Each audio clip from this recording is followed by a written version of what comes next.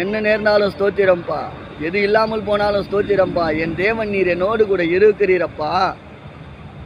ஒரு தாயாக நீர் என்னை தாங்கி கொண்டு இருக்கிறீர் தகப்பனே.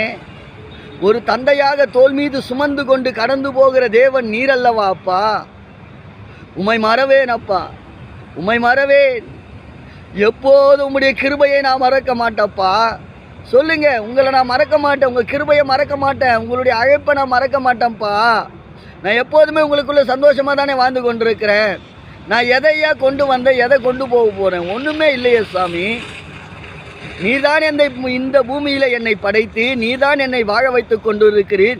நீர்தான் வருகையில் மீண்டும் என்னை அழைத்து கொண்டு போக போகிறீர். உம்முடைய அழைப்புக்கு நான் அவளோடு காத்து கொண்டிருக்கிறேன். எப்போ வருவீரோ இயேசுவே, நீர் எப்போ வருவீரோ என்று. ஆமென்.